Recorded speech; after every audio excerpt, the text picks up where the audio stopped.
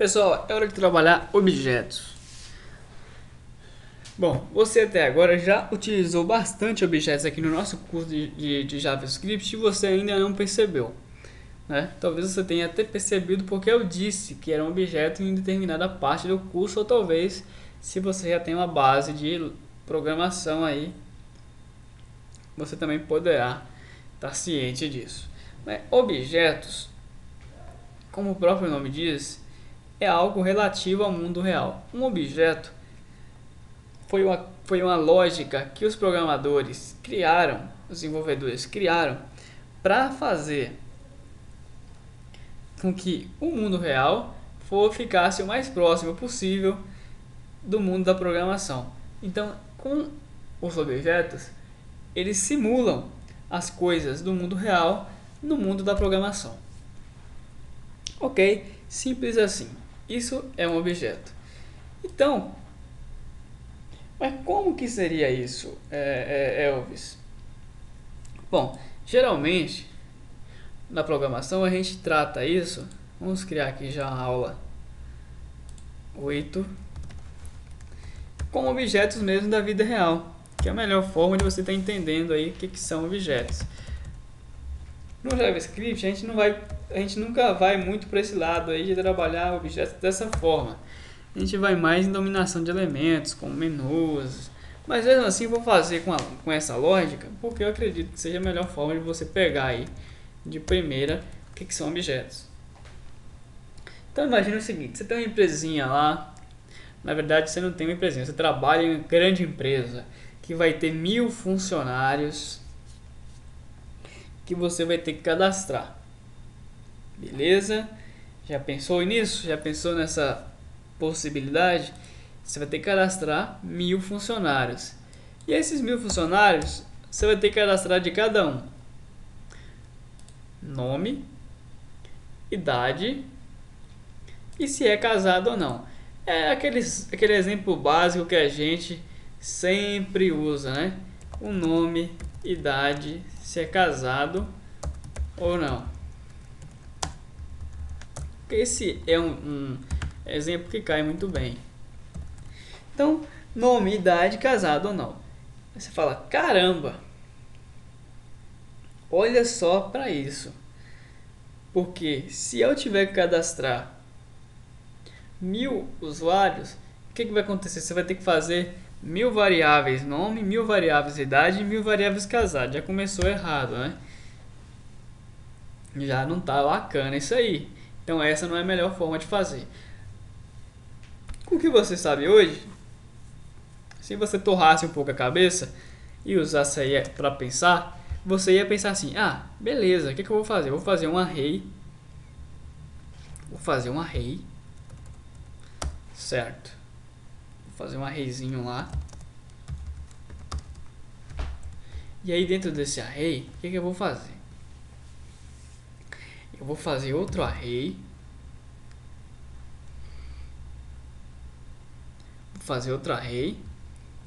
E dentro desse outro array, que aí vão ser cadastrados o nome, por exemplo, Elvis, a idade 26 e se é casado ou não, true, né? No meu caso é false. E aí eu iria cadastrar as 1000 pessoas. É lógico que eu não vou fazer isso aqui. Isso aqui é só um exemplo. A gente faria assim. A gente faria uma var array igual a array bidimensional, né? Ou você poderia simplesmente declarar ela assim. Eu recomendo que você faça assim. E aí a gente iria só pegar aqui, ó, iria fazer os dois fors, né? Primeiro for seria de 1 até 1000. Vamos até apagar esse primeiro. Então var i é igual a 0 e é menor do que 1000, porque a gente sabe que são 1000 funcionários e mais. Segundo, gente tem que loopar o segundo, que vai guardar os dados de cada usuário. Então, ficaria como? Ficaria uma variável n igual a 0 e menor do que 1000? Não, menor do que 3, porque são 3 os dados do usuário, né? É nome, quer dizer, aqui não, n mais. Aqui eu sempre erro, é n. São 3. Aí o que a gente vai fazer? A gente vai colocar a na posição i, depois na posição n. O que? Aí que está o problema. A gente tem que avisar para o usuário que a gente vai querer, respectivamente, o nome, a idade e se é casado ou não. Aí ele vai colocar o valor. E como é que a gente vai colocar o valor? A gente vai dizer que o array nessa posição é igual ao prompt,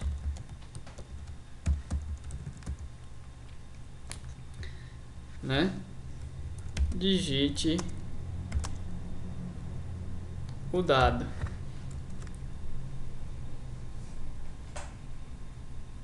Né? Que pode ser o nome, pode ser a idade ou pode ser se é casado ou não.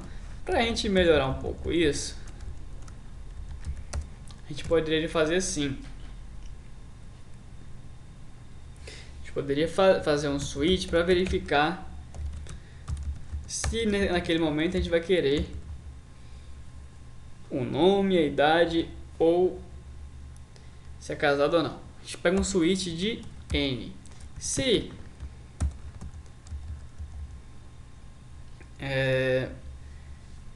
n for 0, então a gente vai dizer, criar aqui fora uma variável valor digitado igual a nada. Então, se o que o usuário digitar for igual a 0, então prompt, né, valor digitado é igual a prompt, qual o nome, e a gente dá um break. Agora, se o que o usuário digitar se n for igual a 1, qual a idade, dá um break. E se for igual a 2, lembrando que começa do 0, né? É casado.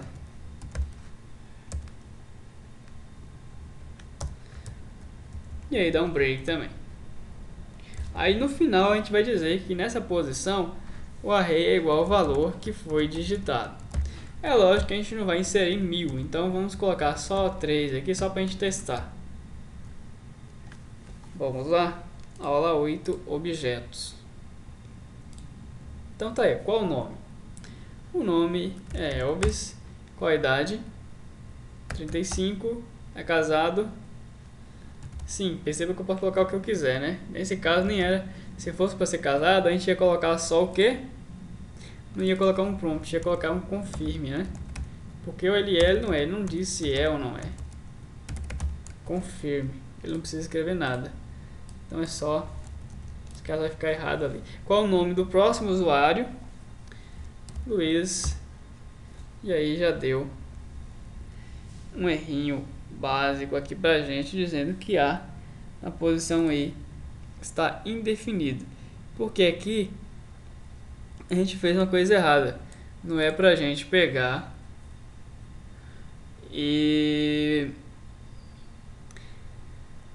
Não era pra gente pegar aqui, pessoal, e dizer que na posição I. Por quê? Porque o nosso array aqui então só tem uma posição, né? Então o que a gente teria que fazer é utilizar aquela push do array. Não sei se você lembra. Daqui a pouco a gente vai ver onde é que a orientação a objetos entra nisso, tá? Eu tenho que fazer esse exemplo com você para que você pegue um pouco aí.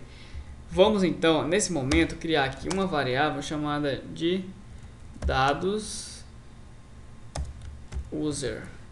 Melhor dizendo, vamos chamar ela, dados user, tá bom? Ela vai ser igual a um array. Ok?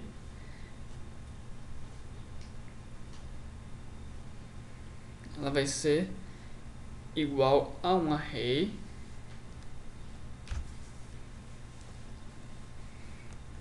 E aí nós vamos pegar e fazer o seguinte: em array, nisso nós vamos pegar aqui, ó, deixar array só assim agora. Nós vamos jogar dentro de array o que? O outro array que é dados user. No final você vai ver como é que vai ficar isso. E vamos jogar dentro de dados user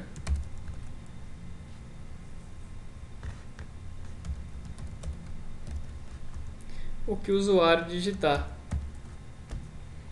Então no caso a gente vai pegar e jogar dentro do array principal os dados do usuário somente depois que ele digitar os 3 valores.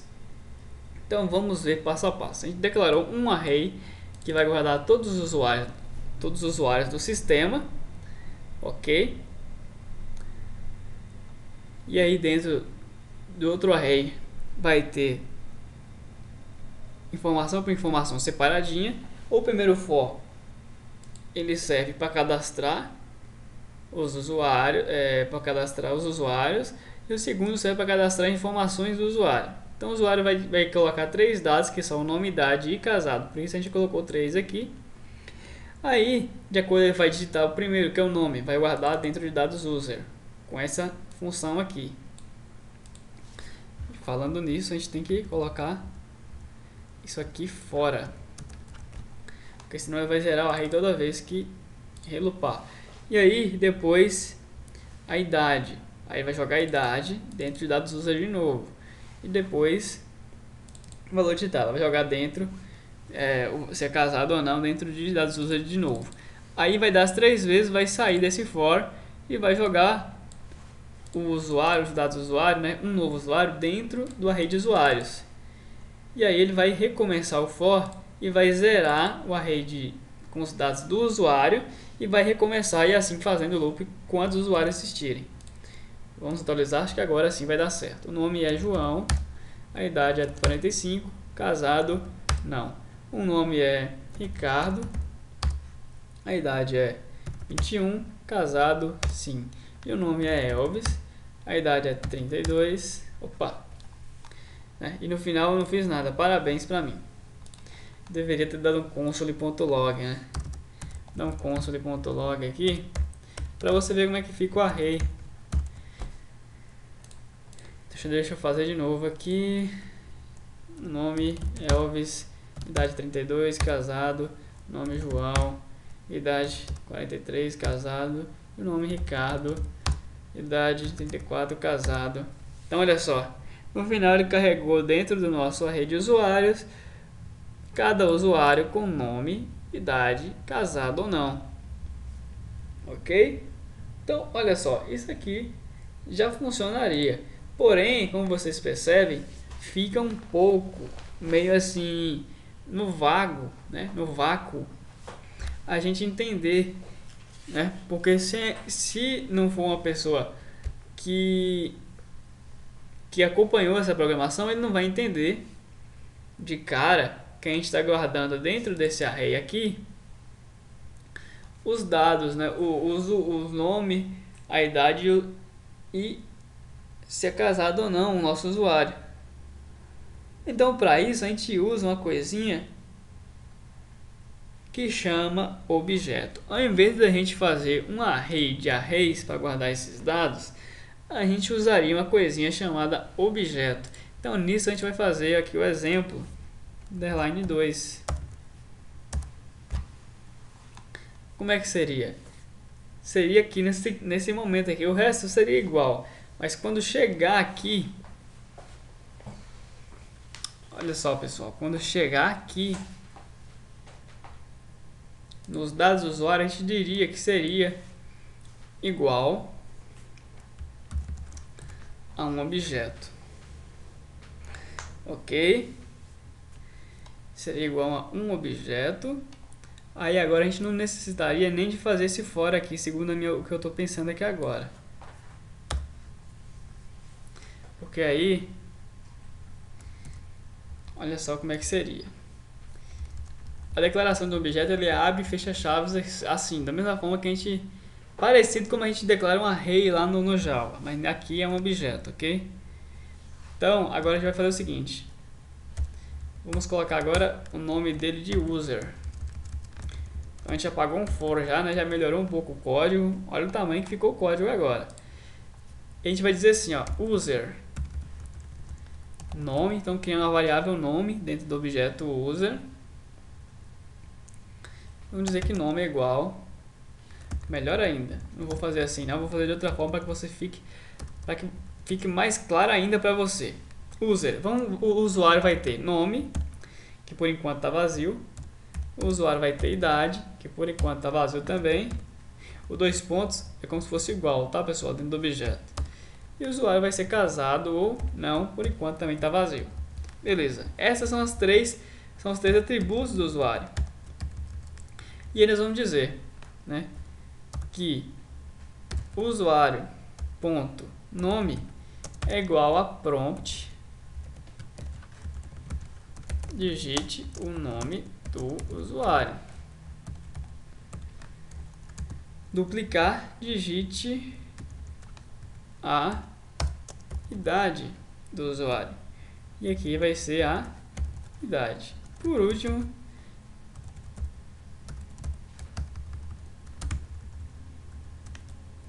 é casado. E aqui vai ser um confirme, né? Não vai ser mais o nosso prompt. Então vai ser assim, ó. Então aqui é o que? Aqui é uma lista de usuários. Aqui é colocando dados na lista. Esse outro aqui é o objeto do usuário.